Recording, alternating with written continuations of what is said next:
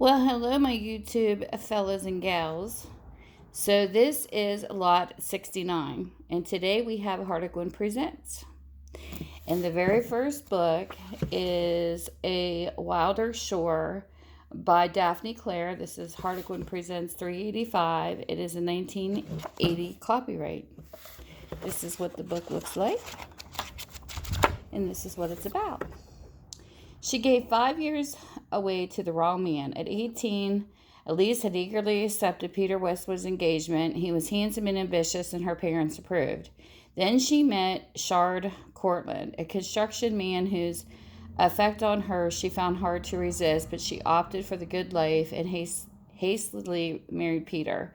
Now, after Peter's death and 5 years later, Jarrod had reappeared wanting to marry her. Their mutual attraction remained unchanged, but marriage with Jarrod would be risky. She doubted his integrity and knew he had no use for love. So there is book number 1. Harlequin Presents book number 2. This is Something Less Than Love. It's Harlequin Presents 367 by Daphne Clair again. It is a 1979 copyright. This is what the book looks like. And this is what it's about. How could she prove her love for him? Vanessa's marriage to Thad had barely started when a car accident hospitalized Thad for several months. Now Thad was recovering, but their marriage wasn't. Just what had gone wrong with it? Vanessa couldn't understand Thad's bitter, suspicious attitude toward her. Then she learned that he believed the vicious rumors being spread about Vanessa and her boss. There seemed to be no way she could convince Thad that the rumors were false. Even worse, Thad seemed totally uninterested in trying to save their shaky marriage. So there is book number 2. Book number 3. This one is Savage Possession. Harlequin Presents 366. It's a 1979 copyright by Margaret Pargeter. This is what the book looks like. This is what it's about. The future held no bright prospects. Melissa's wealthy cousin Helen tried to pressure her into a loveless marriage, so Melissa fled back to her Cornish home. There she found that the small market garden business leased by her mother and stepfather had declined during the 6 absent years.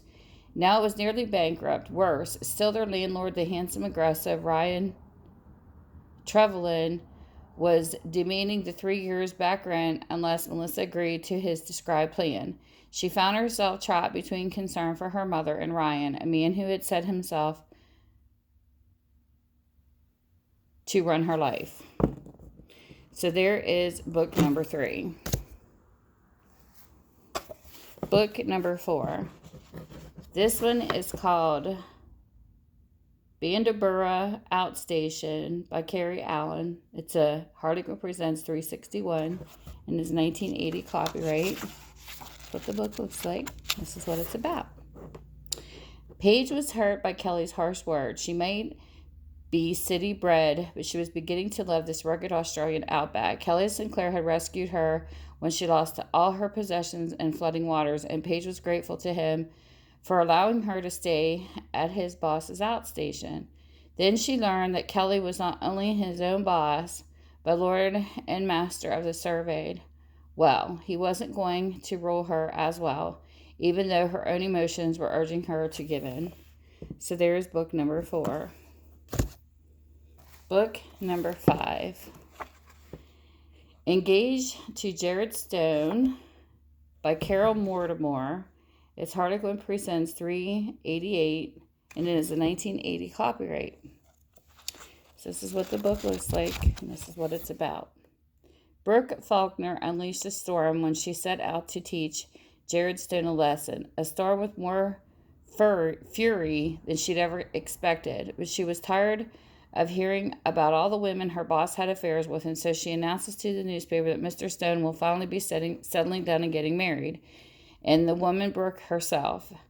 Her little joke backfired, however. It wasn't too long before she began fervently wishing their mock engagement was a real one. So there is book number 5. That sounds funny. Book number 6. This is A Reason for Marriage by Penny Jordan. It is Harlequin Presents 1041, and it is a 1986 copyright. That's what the book looks like. This is what it's about. She ran away from home only to live a lie. For 6 years, Jamie worked hard to forget Jake. The lad who was her stepbrother grew into a man she loved, and it hurt to remember why she had to run away. For 6 years, Jamie projected the glossy facade required by her decorating business, but inside her feelings were unchanged. Now Jake was on the scene again, claiming the spark between them had never died. But why now? Their present could never be like their past unless there was something Jamie didn't know. So there's book number 6. Book number 7.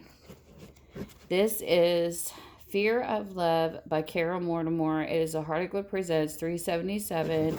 It is a 1980 copyright. That's what the book looks like, and this is what it's about. Why is it a matter of dog in the manger?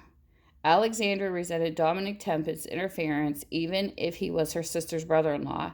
He had the nerve saying she was too young to marry Roger, especially when Dominic himself clearly noticed the kid he'd known for years was becoming Alexandra the woman. Alexandra was soon decided that her feelings for Dominic were way stronger than she had for Roger. But when Dominic returned from abroad, it was another woman, obviously his mistress, who ran into his arms. In front of the TV camera, suddenly Alexandra realized she was out of her league. So there is book number 7. Book number 8. This is Deseeded of a Pagan by Carole Mortimer. This is Harlequin Presents 365. It is a 1980 copyright. This is what the book looks like. This is what the synopsis is about. Her love for Kerry gave her no notice. Templar's care of her dead sister's child was a labor of love, even though it had meant giving up her successful modeling career. However, when the financial strain outgrew her own resources, Templar tried to contact the baby's father. It was a shock to learn that he too was dead. It was a greater shock to face Lyon Marcos, Kerry's uncle, and learn that he was determined to raise the child as his own and marry the mother. How could Templar tell him the truth now? So there is book number 8. Book number 9. This is Darling Jenny by Janet Dailey. This is Harlequin Presents 227. It is a 1974 copyright. It's got a little bit of writing right there. That's what the book looks like. This is what it's about. Jenny had naively succumbed to one man's charm and had been bitterly disillusioned. Then, seeking refuge with her sister, Sheila, in Wyoming's ski country, she ran from one disastrous situation to another.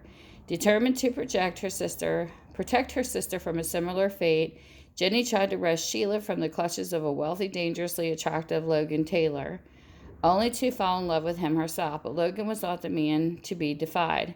He kept saying, "In the end, Jenny Glenn, you will yield." So there is number 9. Book number 10.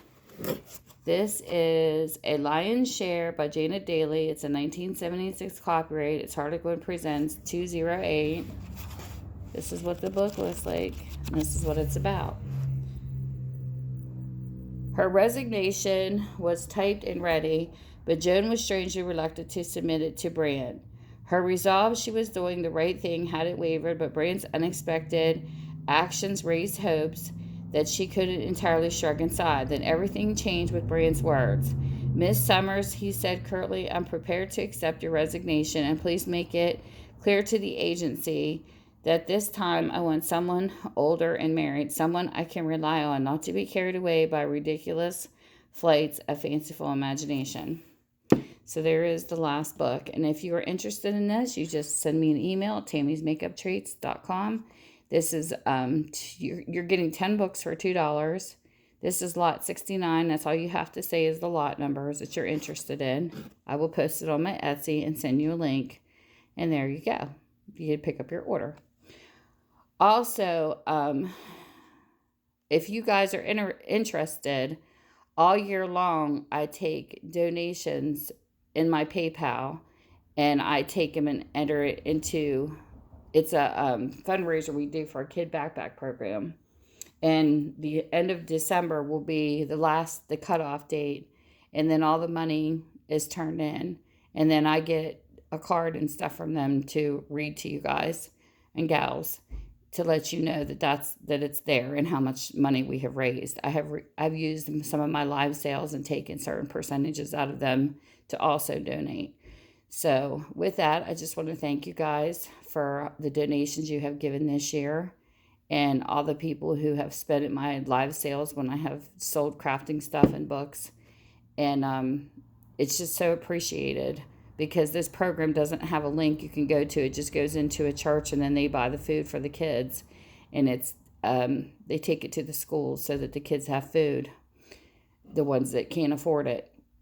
So I think it's awesome. It's not like free lunches or anything like that. They feed them on the weekends, and people that kids were staying after school saying that they were hungry at home. So it's for those kids. And I think it was 50 something last year, but they give me the number every year of how many kids they provide for. I think it was 56 or 57. But I just want to thank you guys so, so much. And I hope everybody has a wonderful Christmas. So I will see you soon. Bye.